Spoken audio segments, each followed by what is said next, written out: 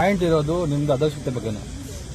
ನಿಮ್ಮ ಕಂಪ್ಲೀಟ್ ಆಗಿ ಇಷ್ಟೊತ್ತು ಮಾತಾಡಿರೋದು ನನ್ಗೆ ಅನ್ಸಿರೋದು ಮತ್ತು ನಮ್ಮವರು ಬರೆದಿರುವಂತಹ ಹಲವಾರು ವಿಚಾರಗಳು ನಿಮ್ಮ ಇಲ್ಲಿ ಇಡೀ ತಾಲೂಕು ತಾಲೂಕು ಕಚೇರಿ ಏನಿದೆ ಆಡಳಿತ ವ್ಯವಸ್ಥೆಯ ಅದಕ್ಷತೆ ಬಗ್ಗೆನೇ ಸಾಕಷ್ಟು ವಿಚಾರಗಳಿದೆ.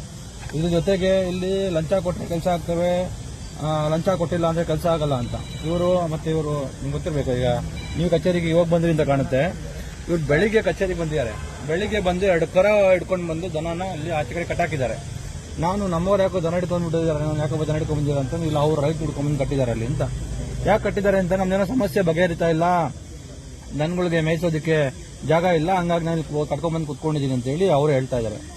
ಅವ್ರು ಎಷ್ಟೊತ್ತು ಕೂತಿದ್ರು ಅಂತ ಅಂದ್ರೆ ಬಹುಶಃ ಒಂದು 3-4 ಗಂಟೆ ಅಲ್ಲಿ ಕೂತಿದ್ರು. 3 ಗಂಟೆ ಅಂತ ಅನ್ಕೊಳ್ಳಿ, 2 ಗಂಟೆ ಅಂತ ಅನ್ಕೊಳ್ಳಿ. 2 ಗಂಟೆ ಕೂತಿದ್ರು. ಬೆಳಿಗ್ಗೆ ಬಂದು ಕೂತಿದ್ದಾರೆ. ಅವ್ರು ಕೂತಿರೋ ದಾರಿನಲ್ಲಿ ಹಲವಾರು ಜನ 10 ಜನ ನಿಮ್ಮ ಸಿಬ್ಬಂದಿ ಒಳಗಡೆ ಹೋಗಿದ್ದಾರೆ. ಸಿಬ್ಬಂದಿಗಳಿಗೆ ಏನಾದ್ರೂ ಒಂದ್ ಸ್ವಲ್ಪ ಸೂಕ್ಷ್ಮತೆ ಸಂವೇದನೆ ಇರಬೇಕಲ್ವಾ ಸರ್ಕಾರಿ ಆಡಳಿತ ನಡೆಸೋರಿಗೆ. ತಮ್ಮದೇ ಕಚೇರಿ ಮುಂದ್ಗಡೆ ಯಾರೋ ದನ ಕಟ್ಕೊಂಡು ಕುತ್ಕೊಂಡಿದ್ದಾರೆ ಅಂತಂದ್ರೆ ಯಾಕೆ ಕುತ್ಕೊಂಡಿದ್ದಾರೆ, ದನ ಯಾಕೆ ಬಂದು ಅಂತ ಕೇಳಬೇಕಲ್ವಾ. ನನಗೆ ಬರ್ತಿದ್ದಂಗೆನೆ ನನಗೊಂದು ಸ್ವಲ್ಪ ತಲೆಯಲ್ಲಿ ಏನೋ ಮೆದುಳು ಏನೋ ಸರಿಯಾಗಿರೋದಕ್ಕೇನೋ ನನ್ಗೆ ಕಾಣಿಸ್ತು. ಸರ್ಕಾರಿ ಕಚೇರಿ ಮುಂದೆ ಕರ ಯಾಕೆ ಬಂತು ಅಂತ ನಾನು ಕೇಳಿದೆ. ಇವ್ರು ನಮ್ಮವ್ರು ಹಿಂಗಾಗಿದೆ ಅಂತ ಹೇಳಿದ್ರು.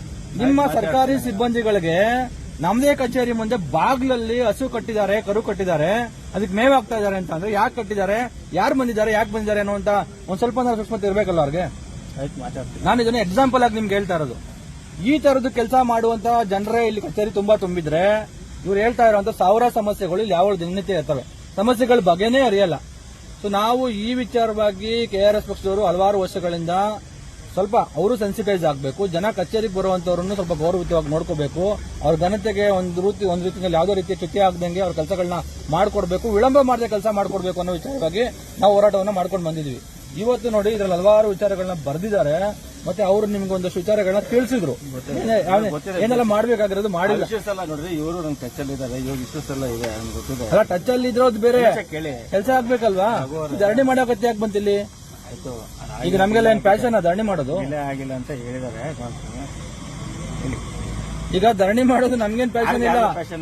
ನಾವೇನ್ ಇಲ್ಲಿ ಬಂದು ಕುತ್ಕೊಂಡು ಇಲ್ಲಿ ಧರಣಿ ಮಾಡಿ ನಿಮಗೆ ಪಾಪ ಗೆರವ್ ಹಾಕಿ ಅಥವಾ ನಿಮ್ಮನ್ನ ಕರೆಸಿ ಇಲ್ಲಿ ಏನೋ ನಮ್ಮ ಮಿಷನ್ ತಿಳ್ಕೊಂಡು ಹೋಗ್ಬೇಕಂತ ಇಲ್ಲ.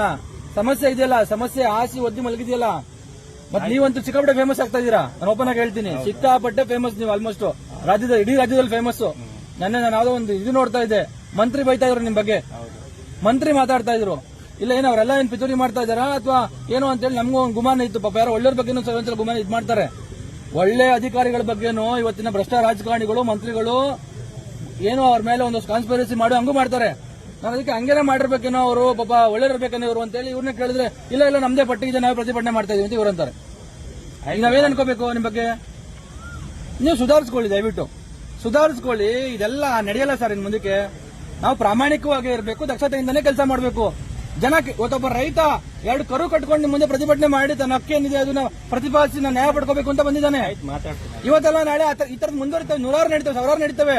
ನೀವು ಹಿಂಗೇನೆ ಆಮೇಲೆ ನೀವು ಹೆಂಗ್ ಬರ್ತಿರೋ, ಏನೇನು ಮಾಡ್ತಿರೋ, ಯಾವ್ಯಾವ ಮಾರ್ಗಗಳ ಮುಖಾಂತರ ಬರ್ತಿರೋ ಗೊತ್ತಿಲ್ಲ. ಬೆಳಿಗ್ಗೆ ಒಬ್ರು ಬಂದಿದ್ರು. ನೀವು ಇಲ್ಲಿ ಕಚೇರಿನಲ್ಲೇ ಇರಲ್ಲ, ನೀವು ಅಲ್ಲೆಲ್ಲೋ ನಿಮ್ ಕ್ವಾರ್ಟರ್ಸ್ ಬೇಕು, ಎಲ್ಲೋ ಒಂದು ಆಫೀಸ್ ಮಾಡ್ಕೊಂಡು ಅಲ್ಲಿ ಕುತ್ಕೋತೀರಾ. ಅಲ್ಲಿ ಯಾರೋ ಒಂದಷ್ಟು ಜನ ಬೇರೆ ಜನ ಬರ್ತಾರೆ. ನಿಮ್ಮನ್ನ ಬಹುತೇಕ ಜನರು ಬಂದು ಅಲ್ಲೇ ಭೇಟಿ ಮಾಡ್ತಾರೆ. ಸಾಮಾನ್ಯ ಜನರು ಬಂದು ಭೇಟಿ ಮಾಡೋದಕ್ಕೆ ಇಲ್ಲೊಬ್ರು ಬರ್ತಿಲ್ಲ ಅಂತ. ನಮ್ಮಲ್ಲಿ ಒಬ್ರು ಇದ್ರು, ನಮ್ಮ ಕುಣಿಗಲಲ್ಲಿ ಒಬ್ರು ರಶ್ಮಿ ಅಂತ ಇದ್ರು, ಬಹಳ ಅವರು ಫೇಮಸ್. ಅವ್ರು ಕಚೇರಿನಲ್ಲಿ ಊಟ ಮಾಡ್ತಿರ್ಲಿಲ್ಲ. ಕಚೇರಿನಲ್ಲಿ ಕುತ್ಕೊಳ್ಳೋದು, ಊಟ ಮಾಡಿ ತಿಂಡಿ ಮಾಡ್ತಾ ಇದ್ರೆ ಈ ಕಾಂಜಿ ಪಿಂಜಿ ಜನ ಬರ್ತಾನೆ ಇರ್ತಾರೆ ಅಲ್ಲಿ. ಪಾಪ ಅವ್ರು ಸೀದಾ ಹೋಗ್ಬಿಟ್ಟು ಐಬಿನಲ್ಲಿ ಅಲ್ಲಿ ಹೋಗಿ ಊಟ ಮಾಡ್ಕೊಂಡ್ ಬರೋರು. ಈಗ ಕಾಂಜಿ ಪಿಂಜಿ ಜನ ದಿನ ಬೆಳಿಗ್ಗೆ ಬರ್ತಾನೆ ಇರ್ತಾರೆ ಕಚೇರಿಗೆ.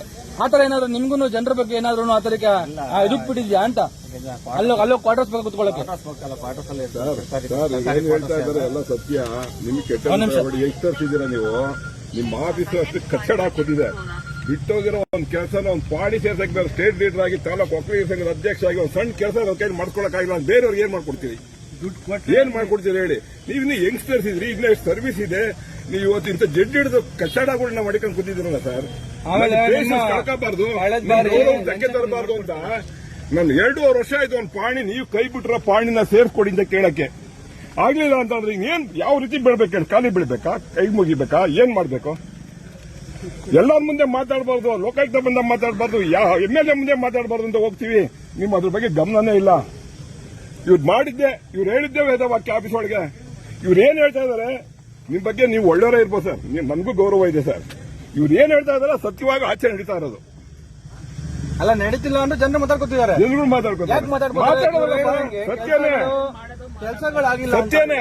ಯಾವನು ಲೈವ್ ಆಗಿ ಎಕ್ಸ್ಪೀರಿಯನ್ಸ್ ಆಗ್ತಿದೆ. ಹೆಂಗೆ ಸಾಮಾನ್ಯ ರೈತ ನನ್ನ ಕೈಲಾಗೋ ಯೋಗ್ಯತೆ ಇಲ್ಲ ಅಂತ ನಾನು ಸ್ಟೇಟ್ ಲೆವೆಲ್ ಲೀಡರ್ ಆದವನು, 6 ವರ್ಷ ಎಲ್ಲಾ ಕಂಪ್ನಿ ಡೈರೆಕ್ಟರ್ ಆಗಿದ್ದವನು, ತಾಲೂಕು ಅಧ್ಯಕ್ಷ ಇದ್ದ ನಿಮ್ಗೆ ಒಕ್ಕಲಿಗ ಸಂಘಕ್ಕೆ ಒಂದ್ ಸಣ್ಣ ಕೆಲಸ ಇವ್ರ ಕೈಲಿ ಮಾಡ್ಕೊಡ್ಸಕ್ಕಾಗ್ತಾ ಇಲ್ಲ. ನಾನು ಹಿಂಗ್ ಜಗಳ ಕಾಯ್ದ್ರೆ ನಾಳೆ ಬೆಳಿಗ್ಗೆ ಬರಬೇಕು. ಇನ್ನ ಅಧಿಕಾರಿಗೆ ಇವ್ರಿಗೆ ಅಧಿಕಾರ ಇದೆ, ಚಲಾಯಿಸ್ತಾರೆ. ಸಾಮಾನ್ಯ ಜನ ಏನು ಮಾಡಕ್ ಆಗ್ತಾ ಇಲ್ಲ. ದಯವಿಟ್ಟು ಇದನ್ನ ಅರ್ಥ ಮಾಡ್ಕೊಳ್ಳಿ. ಈ ಫೀಲ್ಡ್ ಕೆಲಸ ಮಾಡೋರು ಸಾಮಾಜಿಕವಾಗಿ ಕೆಲಸ ಮಾಡ್ಬೇಕು ಸರ್. ನೀವೇ ಸಿಗಲ್ಲ ಅಂದ್ರೆ ಯಾರು ತಗೋಬೇಕು ಸರ್? ಕೆಲವಾರು ಈಗ ನಾನು RT ಹೇಳಿದೆ, ನಿಮ್ ಗಮನಕ್ಕೆ ಬಂದಿದ್ರೆ ಅದು ಬಂದಿಲ್ಲ. ಹಿಂಬರಹ ಆಯೋಗದ ಮುಂದೆ ಹಿಂಬರಹ ಕೊಡ್ತಾರೆ. ತಪ್ಪು ಸರ್, ಬಹಳ ಅನ್ಯಾಯ. ಅಷ್ಟು ತಾಲೂಕು ಏನಾದ್ರು ಮಾಗಡಿಯೊಳಗೆ ಏನೋ ರಾಜ್ಯದಲ್ಲಿ ಇದೆಯೋ ನಮ್ದೇ ತಾಲೂಕು ಸರ್, ಅಷ್ಟು ತಾಲೂಕು. ಆಮೇಲೆ ಮುಗಿಸೋಣ ಸರ್. ಇದೊಂದು ಸಭ್ಯವಾದ ಮಾರ್ಗ. ಸತ್ಯಾಗ್ರಹ ಮಾಡೋದು, ಚಳುವಳಿ ಮಾಡೋದು, ಇವೆಲ್ಲ ಒಂದು ನಮಗೆ ನಮ್ಮ ದೇಶದ ಮಹಾತ್ಮರಾಗಿದ್ದಂತಹ ಮಹಾತ್ಮ ಗಾಂಧೀಜಿಯವರು ಹಾಕೊಟ್ಟಂತ ಸಭ್ಯವಾದ ಮಾರ್ಗ. ಸಭ್ಯವಾದ ಮಾರ್ಗದ ಮುಖಾಂತರ ನಾವು ಇವತ್ತೊಂದು ಸತ್ಯಾಗ್ರಹ ಮಾಡೋದ್ರ ಮುಖಾಂತರ ತಮಗೆ ಬಹಳ ಗೌರವಪೂರ್ವಕವಾಗಿ ಮನವಿ ಮಾಡ್ತಾ ಇದ್ದೀವಿ. ದಯವಿಟ್ಟು ಇದನ್ನೆಲ್ಲ ಬದಲಾಯಿಸ್ಕೊಳ್ಳಿ, ಸರಿಪಡಿಸ್ಕೊಳ್ಳಿ, ಮಾಡಿ. ನೀವು ಎಲ್ಲ ಸೇರಿ ದೇಶವನ್ನ, ನಾಡನ್ನ ಕಟ್ಟೋಣ. ಆದ್ರೆ ಇನ್ನೊಂದು ಜೊತೆಗೆ ನಾನು ನಿಮ್ಗೊಂದು ಇದನ್ನ ಎಚ್ಚರಿಕೆ ಅಂತಾದ್ರೂ ಅನ್ಕೊಳ್ಳಿ, ಸ್ವಲ್ಪ ಮೆಸೇಜ್ ಅಂತಾದ್ರೂ ಅನ್ಕೊಳ್ಳಿ. ಹಿಂದೆ ಒಬ್ಬ ಇದ್ದ, ಅವನು ಕಳ್ಳ, ಮಹಾನ್ ಕಳ್ಳ ತಹಸೀಲ್ದಾರ ಇಲ್ಲಿ. ಅವನು ಬಹುಶಃ ನಿಂಬೆ ಹಚ್ಚ ಗೊತ್ತಿಲ್ಲ, ನಿಂಬೆ ಹಚ್ಚ ಇರ್ಬೇಕೇನೋ. ಆತ ಹಿಂಗೆ ಆಡ್ತಾ ಇದ್ದ. ಕೊನೆಗೆ ಒಂದ್ ದಿವಸ ನಮ್ಮವರೇನೆ ಅವನ ಮಾತು ಕಲಿತಾ ಇಲ್ಲ, ಬುದ್ಧಿ ಕಲಿತಾ ಇಲ್ಲ ಅಂತ ಹೇಳಿ ಲೋಕಾಯುಕ್ತದವ್ರಿಗೆ ಅವನಿಗೆ ಹಿಡ್ಕೊಟ್ಟು ಆಮೇಲೆ ಟ್ರಾಪ್ ಆಗಿ ಕದ್ದಿ ಓಡೋಗಿದ್ದ. ನಾವು ಅವನಿಗೆ ಕದ್ದು ಓಡೋಗಿರೋನ ಹಿಡ್ಕೊಂಡ್ಬರ್ಬೇಕಂತ ಹೇಳಿ ನಾವು ಮತ್ತೆ ರಾಮನಗರಕ್ಕೆ ಲೋಕಾಯುಕ್ತ ಕಚೇರಿಗೆ ಹೋಗಿ ಅಲ್ಲಿ ಪ್ರತಿಭಟನೆ ಮಾಡಿ, ಧರಣಿ ಮಾಡಿ, ಕೊನೆಗೆ ಅವನಿಗೆ ಮಾಗಡಿಗೆ ಬಂದು ಮುಖ ತೋರ್ಸೋದಕ್ಕೆ ಆಗ್ಲಿಲ್ಲ. ಅವನಿಗೆ ಓಡೋದ. ಆಮೇಲೆ ಏನೇನೋ ಆದ್ನೋ ಅವರಿಗೆ ಕೆಲವರಿಗೆ ಲಜ್ಜೆ ಕೆಟ್ಟವ್ರಿಗೆ ಹೆಂಗ್ ಬೇಕಾದ್ರೂ ಬದುಕ್ತಾರೆ, ಅವ್ರಿಗೆ ಮನ ಮರ್ಯಾದೆ ಇರಲ್ಲ ಅವ್ರಿಗೆ. ಸೊ ಆ ತರಕ್ಕೆ ಕೆಲವೊಂದ್ಸಲಿ ಬದುಕುಗಳು ಆಗ್ಬಿಡ್ತವೆ. ಸೊ ಹಾಗಾಗಿ ನೀವು ದಯವಿಟ್ಟು ನಾವು ಇವತ್ತು ಬಹಳ ಸಭ್ಯವಾದಂತಹ ಮಾರ್ಗದಲ್ಲಿ ಸತ್ಯಾಗ್ರಹ ಮಾಡಿ ಪರ್ಮಿಷನ್ ತಗೊಂಡು ನೀವು ಇರ್ಲಿಲ್ಲ ಪಾಪ, ಆದ್ರೂ ನಿಮ್ಗೆ ಡಿಸ್ಟರ್ಬ್ ಆಗುತ್ತೆ ಅಂತ ಹೇಳಿ ಪೊಲೀಸರು ನಮಗೆ ಮೈಕ್ ಕೊಟ್ಟಿಲ್ಲ ಅಂದ್ರೆ ಪರವಾಗಿಲ್ಲ ಅಂತ ಹೇಳಿ ನಾವು ನಮ್ದೇ ರೀತಿಯಲ್ಲಿ ಶಾಂತಿಯುತವಾಗಿ ಪ್ರತಿಭಟನೆ ಮಾಡಿ ನಿಮ್ಗೆ ಬಹಳ ಸಭ್ಯವಾಗಿ ಇದನ್ನ ತಿಳಿಸ್ತಾ ಇದೀವಿ. ಇವರು ಅಣ್ಣವ್ರ ಪಾಪ ಹೇಳ್ಕೊಂಡು ನೋವು ಜನರು. ಆಮೇಲೆ ನಿಮ್ಮ ರೈತ ಏನ್ ಮಾಡ್ತಾನೆ ಅಂತ ನಾನೊಬ್ಬ MLC ತಮ್ಮನ ಮಗ. ನಾನು ಜನ ಯಾಕೆ ಬಂದು ನಮ್ಮನ್ನು ಕೇಳ್ತಾರೆ ಅಂತ ಅಧಿಕಾರದಲ್ಲಿ ಇರೋರ್ನ ಕೇಳ್ತಾರೆ. ನೀವು ಅಧಿಕಾರಿಗಳು, ಅಧಿಕಾರ ಇರೋರ್ನ ಅಧಿಕಾರಿ ಅಂತ ಹೇಳ್ತಾರೆ. ಸೊ ಹಾಗಾಗಿ ನೀವೊಬ್ರು ಅಧಿಕಾರಿ, ನಿಮ್ಮ ಹತ್ರ ಅಧಿಕಾರ ಇದೆ, ನಿಮ್ಮ ಅಧಿಕಾರವನ್ನು ಬಳಸಿ ನಿಮಗೆ ಕೆಲಸ ಮಾಡ್ಕೊಳ್ಳಿ ಅಂತ ಜನ ಹೇಳಿ ಬರ್ತಾರೆ ಹೊರತು ಇವತ್ತಿನ ಕಾಲದಲ್ಲಂತೂ ನೀವೊಬ್ರು ತಹಸೀಲ್ದಾರ್ ಆಗಿರಿ, AC ಆಗಿರಿ, DC ಆಗಿರಿ, ಮಂತ್ರಿ ಆಗಿರ್ಲಿ, ಮುಖ್ಯಮಂತ್ರಿ ಆಗಿರ್ಲಿ, ಇವ್ರಿಗೆ ಅಧಿಕಾರ ಇದೆ, ಹಾಗಾಗಿ ಇವ್ರನ್ನ ನಾವು ಮಾರಾದ್ರ ತರ ನೋಡಬೇಕು, ಪಾಳೆಗಾರ ತರ ನೋಡಬೇಕು ಅಂತ ಹೇಳಿ ಜನ ಯಾರು ಬಾದರ್ ಮಾಡಲ್ಲ. ತಾಲೇನೆ ಕೆಡ್ಸ್ಕೊಳ್ಳಲ್ಲ. ಜನ ಕೇಳ್ತಾರೆ, ನಮ್ಮ ಹಕ್ಕೂರಿ ನಿಮ್ಗೆ ಅಧಿಕಾರ ಕೊಟ್ಟಿದ್ದೀವಿ ಕೆಲಸ ಮಾಡಿ ಅಂತ. ನೀವು ಅಧಿಕಾರಿ ಆಗೋದಕ್ಕೆ ನಾನು ಅಧಿಕಾರ ಕೊಟ್ಟಿದ್ದೀನಿ ನಿಮ್ಗೆ, ನಾವು ನಿಮ್ಗೆ ಅಧಿಕಾರ ಕೊಟ್ಟು ಕೆಲಸ ಮಾಡಿಸ್ಕೋಬೇಕು ಅಂತ ನಾವು ನಿಮ್ಗೆ ಅಧಿಕಾರ ಕೊಟ್ಟಿದ್ದೀವಿ ಕೆಲಸ ಮಾಡಿ ಅಂತ ಕೇಳ್ತಾರೆ. ಹಾಗಾಗಿ ಇದು ಮುಂದಿನ ದಿನಗಳಲ್ಲಿ ಈ ತರದ ಜಾಗೃತಿ ಜನರಲ್ಲಿ ಜಾಸ್ತಿ ಬರ್ತಾ ಇರುತ್ತೆ. ನಾವು ಹೆಚ್ಚೆಚ್ಚು ಶಾರ್ಪ್ ಆಗಿ ಸೆನ್ಸಿಬಲ್ ಆಗಿ ಕೆಲಸ ಮಾಡಿದ್ರೆ ಅದನ್ನ ಕಟ್ಟಿದ್ದಾರೆ, ಯಾಕೆ ಕಟ್ಟಿದ್ದಾರೆ ಅಂತ ಕೇಳಲ್ಲ ನಾವು ಇಲ್ಲಿ ಅಂತ ಅಂದ್ರೆ ಆ ತರದ್ ನಾವು ಸಿಬ್ಬಂದಿಯವರು ಇರ್ತೀವಿ ಅಂತ ಇದಕ್ಕೆ ಬಹುಶಃ ದನಿ ಕೊಡ್ತಾ ಇರೋ ಸಿಬ್ಬಂದಿ. ಬಹುಶಃ ನಿಮ್ಗೆ ಬಹಳಷ್ಟು ವಿಚಾರ ಇದೆ. ನಿಮ್ಗೆ GST ಎಷ್ಟೊಂದು ಹಣ ಬರುತ್ತೆ, ನಿಮ್ಗೊಂದು ಬಾತ್ರೂಮ್ ಕಟ್ಕೊಳ್ಳೋಕೆ ದೊಡ್ಡ ಸಮಸ್ಯೆ ಆಗ್ತಿರ್ಲಿಲ್ಲ. ನೀವೇ ಬಂದು 2 ವರ್ಷ ಆಗಿದೆ. ಅಯ್ಯೋ, ನೀವು ಮೇಲ್ಗಡೆ ಅದೇನದು ಚಿರ್ಕಿ ಹಾಕೋದಕ್ಕೆ ಬೇಕಾದ್ರೆ 10 ಲಕ್ಷ ಖರ್ಚು ಮಾಡ್ತೀರಿ. ಯಾಕಂದ್ರೆ ಚಿರ್ಕಿ 2 ಲಕ್ಷದಲ್ಲಿ ಆಗುತ್ತೆ, 10 ಲಕ್ಷ ರೂಪಾಯಿ ಬಿಲ್ ಮಾಡಬಹುದು. ಆದ್ರೆ ನಮ್ಮ ಅಗತ್ಯ ಏನ್ ತಿಳ್ಕೊಬೇಕಲ್ಲ, ಮೊದಲನೇ ಬಾರಿಗೆ ನಮ್ಮ ಅಗತ್ಯತೆ ನಾವು ತಿಳ್ಕೊಬೇಕು.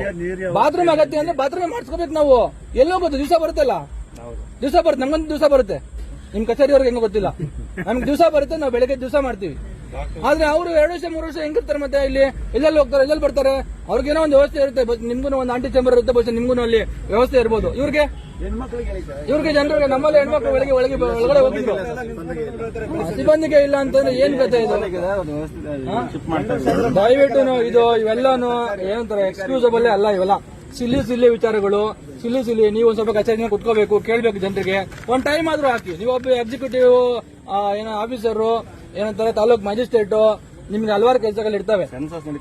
ಆದ್ರೆ ಒಂದ್ ಬೋರ್ಡ್ ಹಾಕಿ. ಈಗ ಸರ್ಕಾರ ಆದೇಶನೇ ಇದೆ 3 ಗಂಟೆ 4 ಗಂಟೆಯಿಂದ ಸಂಜೆ 5 ಗಂಟೆ ತನಕ ಆ ಸರ್ಕಾರಿ ಅಧಿಕಾರಿಗಳನ್ನ ಭೇಟಿ ಮಾಡೋ ಸಮಯ ಅಂತ. ಕನಿಷ್ಠ ಪಕ್ಷ ಅಲ್ಲಾದ್ರೂ ಕೂತ್ಕೊಳ್ಳಿ. ನಿಮ್ಮ ಇವ್ರಿಗೆ ಹೇಳಿ, ಮಂತ್ರಿಗೆ ಹಂಗೇನಾದ್ರೂ ಬಂದ ಆರೋಪಿಗೆ ಹಾಕಿದ್ರೆ ವಿಸಿಗೆ ಬಂದಿಲ್ಲ ಅಲ್ಲಿ ನಾವು ಕೇಳ್ತೀವಿ, ಯಾಕಪ್ಪ ಹಮ್ಮಿಕೊಂಡಿರ ಇವಾಗ 3 ಗಂಟೆ ಸಮಯ, ಅವರಲ್ಲಿ ಜನರು ಅಹವಾಲು ಕೇಳ್ತವ್ರೆ, ನಿನ್ನ ಹತ್ರ ಬಂದು ವಿಸಿ ಮಾಡ್ತೀವಿ ಅಂತ ಬರೋದಲ್ಲ ಅಂತ ಹೇಳಿ ಜನ ನಾವು ನಿಮ್ ಪರವಾಗಿ ನಿಂತ್ಕೊಂಡು ಕೇಳ್ತೀವಿ. ಎದುರ್ಕೋಬೇಕಾಗಿಲ್ಲ ನೀವು ಮಂತ್ರಿಗೆ, MLAಗೆ, ಎಲ್ಲರ ಪರವಾಗಿ ಜನರ ಪರವಾಗಿ ಕೆಲಸ ಮಾಡಿದ್ರೆ ನೀವು ಯಾವ ಮಂತ್ರಿಗೂ ಯಾವ MLAಗೂ ಯಾವನಿಗೆ ಎದುರ್ಕೋಬೇಕಾಗಿಲ್ಲ. ಜನ ನಿಮ್ ಪರವಾಗಿರ್ತಾರೆ, ಇಷ್ಟೆಲ್ಲ ಜನರು ಇವ್ರ ತರ ಮಾತಾಡೋದ್ ಬದಲು ನಮ್ ತಹಸೀಲ್ದಾರ್ ಬಗ್ಗೆ ಏನ್ರಿ ಮಾತಾಡ್ತೀರಾ ನೀವು ಅಂತೇಳಿ ನಮ್ಮನ್ನ ಪ್ರಶ್ನೆ ಮಾಡ್ತಾರೆ ಯಾರಾದ್ರೂ ನಿಮ್ಮನ್ನ. ನೀವು ಒಳ್ಳೆಯರಾಗಿದ್ದು ನಿಮ್ ಬಗ್ಗೆ ಯಾರಾದ್ರೂ ತಪ್ಪ ಮಾತಾಡಿದ್ರೆ. ಹಂಗಾಗಿ ರಾಜಕಾರಣಿಗಳು ನಿಮ್ಮನ್ನ ದುರುಪಯೋಗ ಪಡಿಸ್ಕೊತಾ ಇದ್ರೆ ಜನ ನಿಮ್ ಪರವಾಗಿ ನಿಂತು ಕೇಳ್ತಾರೆ, ಪ್ರಶ್ನೆ ಮಾಡ್ತಾರೆ. ಸೊ ಹಾಗಾಗಿ ಅಂತ ಸಂದರ್ಭ ಬಂದಾಗ ನಾವು ನಿಮ್ ಜೊತೆ ಇರ್ತೀವಿ ಕೆಆರ್ಎಸ್ ಪಕ್ಷದವರು, ಒಳ್ಳೆ ತಹಸೀಲ್ದಾರ್ ಅವ್ರನ್ನ ಬಿಡಿ ಅಂತ. ಸೊ ಹಾಗಾಗಿ ದಯವಿಟ್ಟು ಆ ತರಕ್ಕೆ ನಿಮ್ಮೊಂದಷ್ಟು ಬದಲಾವಣೆಗಳು ಏನೆಲ್ಲ ಮಾಡ್ಕೋಬೇಕು ಅದೆಲ್ಲ ಮಾಡ್ಕೊಂಡು ಇಲ್ಲೊಂದು ಸಮಸ್ಯೆಗಳನ್ನ ನಾವು ಪಟ್ಟಿ ಮಾಡಿದ್ದೀವಿ. ಇದೆಲ್ಲವೂ ನಾನು ಹೇಳ್ದಂಗೆ ನಿಮ್ಮಲ್ಲಿರೋ ಒಂದ್ ಸ್ವಲ್ಪ ದಕ್ಷತೆಯ ಕೊರತೆಯ ಸಮಸ್ಯೆಗಳೇ ಇವೆಲ್ಲವೂ ನಾವು ಪಟ್ಟಿ ಮಾಡಿರುವಂತದ್ದು. ದಯವಿಟ್ಟು ಅದಕ್ಕೆ ಬೇಕಾಗಿರುವಂತಹ ದಕ್ಷತೆಯನ್ನ ರೂಢಿಸ್ಕೊಳ್ಳಕ್ಕೆ ನಿಮ್ ಸಿಬ್ಬಂದಿಗೆ ಹೇಳಿ, ಅಲ್ಲಿರುವಂತಹ ಅಧಿಕಾರಿಗಳಿಗೆ ಹೇಳಿ. ಇವರೆಲ್ಲ ಹೇಳ್ದಂಗೆ ಏನಂತಾರೆ ಅದು ವಿಲೇಜ್ ಅಕೌಂಟೆಂಟ್ಸ್, ರೆವಿನ್ಯೂ ಇನ್ಸ್ಪೆಕ್ಟರ್ಗಳು ಇವರೆಲ್ಲರೂ ಸರಿಯಾಗಿ ಬಂದು ಕುತ್ಕೊಂಡು ಕೆಲಸ ಮಾಡಬೇಕು. ನೀವ್ ಮಾಡಿ ನನ್ಗೆ ಅನ್ಸೋದು ಏನ್ ಗೊತ್ತಾ, ನಿಮ್ ಮಂತ್ರಿ ಇದಾರಲ್ಲ ಯಾರು ಕೃಷ್ಣ ಬೈರೇಗೌಡರು ಮಾತಾಡೋದು ನೋಡಿ ನನ್ಗೇನು ಕೃಷ್ಣ ಬೈರೇಗೌಡರು ಹೀರೋ ಅಂತ ಅನಿಸ್ತಾ ಇಲ್ಲ. ನಮ್ಗೆ ನಿಜಕ್ಕೂ ಕೃಷ್ಣ ಬೈರೇಗೌಡರು ಹೀರೋ ಅಂತ ಅನಿಸ್ತಾ ಇಲ್ಲ. ಅಧಿಕಾರಿಗಳು ಸರಿ ಇಲ್ಲ ಅಂತ ಆದ್ರೂ ಕೃಷ್ಣ ಬೈರೇಗೌಡರು ಮಾತಾಡ್ತಾ ಇದಾರಲ್ಲ, ಹೌದು ಕೃಷ್ಣ ಬೈರೇಗೌಡರು ಸರಿ ಮಾತಾಡ್ತಾರೆ, ಕೃಷ್ಣ ಬೈರೇಗೌಡ ಹೀರೋ ಅಂತ ಅನಿಸ್ತಾ ಇಲ್ಲ. ಯಾಕೆ ಗೊತ್ತಾ, ಕೃಷ್ಣ ಬೈರೇಗೌಡರು ಬರೀ ಮಾತಾಡ್ತವ್ರೆ. ಅವ್ರ ಕೈಯಲ್ಲಿ ಅಧಿಕಾರ ಇದೆ. ಯಾವನೋ ಒಬ್ಬ ತಹಸೀಲ್ದಾರ ನಿಮ್ಮಂತ ಯಾರೋ ಇನ್ನ ನಿಮ್ಗಿನ ಕೆಟ್ಟವನೊಬ್ಬ ಏನೋ ತಪ್ಪು ಮಾಡ್ದ ಅಂತ ಕಳಿಸ್ಬೇಕು ಮನೆಗೆ. ಅವಾಗ ನಾವು ಕೃಷ್ಣ ಬೈರೇಗೌಡರನ್ನ ಹೀರೋ ಅಂತೀವಿ. ನಿಮ್ಗೂ ಅದನ್ನೇ ಕೇಳೋದು. RI ಸರಿಗಿಲ್ಲ, PS ಸರಿಗಿಲ್ಲ, ಕೊಡಿ ನೋಟಿಸ್, ಕಳಿಸಿ ಮನೆಗೆ ಅವನಿಗೆ ಮಾಡಿ ಟ್ರಾನ್ಸ್ಫರ್. ಇನ್ಯಾವ್ದು ಕಿತ್ತೋಗಿದ್ರೆ ಊರಿಗೆ ಹೋಗ್ಲಿ, ಅವಾಗ ಬುದ್ಧಿ ಕಲಿತಾರೆ. ಪಾಪ ನೀವ್ಯಾಕೆ ನಮ್ಮೆಲ್ಲ ಇದೆಲ್ಲ ಹೊಣೆಗಾರಿಕೆ ಯಾರಿಗೆ? ನಿಮಗೆ. ನೀವು ಓದ್ಕೋತೀರಾ, ನೀವು ಈಗ ನಮ್ಗೆ ಉತ್ತರ ಕೊಡಬೇಕು.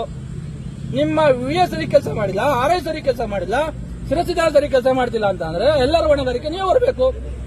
ಸೊ ಹಾಗಾಗಿ ಅವ್ರ ಮೇಲೆ ಕ್ರಮ ಜರುಗಿಸಿ.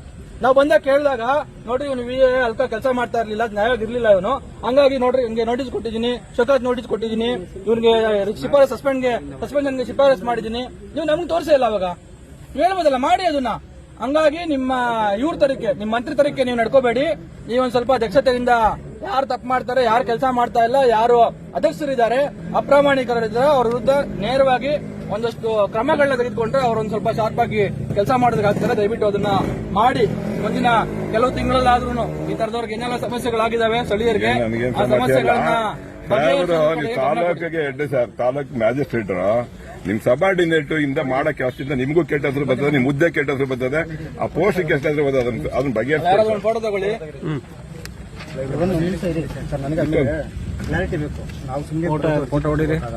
ಅವು ಇದೇ ಸಮಸ್ಯೆಗೆ ನಿಮ್ಮ ತಾಲೂಕು ಆಫೀಸಿಗೆ ಕಣ್ಣಿಗೆ ನಾನು ನನ್ನ ಸಮಸ್ಯೆಗೆ ಬಂದಿಲ್ಲ. ನೀವು ಮಾಡ್ಬೇಕಾದ್ರೆ ಕೆಲಸ ನಾವು ಓಡಾಡ್ತಾ ಇದ್ದೀವಿ. ಎಷ್ಟು ಸರ್? ಆದೇಶ ಆಗಿದೆ ಸರ್. File ತರಿಸ್ಬಿಡಿ sir. ಈ ಫೈಲಲ್ಲಿ ಏನೇನಿದೆ ನಾವು ಫೈಲ್ ತರಿಸ್ಬಿಡಿ. ಒಂದು ಸರಿ, ಒಂದ್ ದಿವಸ ಕುತ್ಕೊಳ್ಳಿ, ಒಂದ್ಸಲ ಸಮಯ ಕೊಡಿ. ಒಂದ್ಸಲ ನೀವು ಒಂದ್ ದಿವಸ ಸಮಯ ಯಾವತ್ತು ಅಂತ ಹೇಳಿ ಸಮಯ ಕೊಟ್ಬಿಟ್ಟು ಅವ್ರಿಗೆ ಕೋರ್ಟಲ್ಲಿ ತಗರಲ್ಲ ಐತೆ ಅಂತ ಕೊಟ್ಟು ನಾವು ಸೆಕ್ಯೂರಿಟಿ ಇಲ್ಲಿ ಕಳಿಸ್ತಾರೆ, ಇಲ್ಲಿಂದ ಅಲ್ಲಿ ಕಳಿಸ್ತಾರೆ. ಅಲ್ಲಿ ಸಾಕಾಗ್ಬಿಟ್ಟು ಈಗ ಅವ್ರಿಗೊಂದು ಮನವಿ ಕೊಡೋಣ.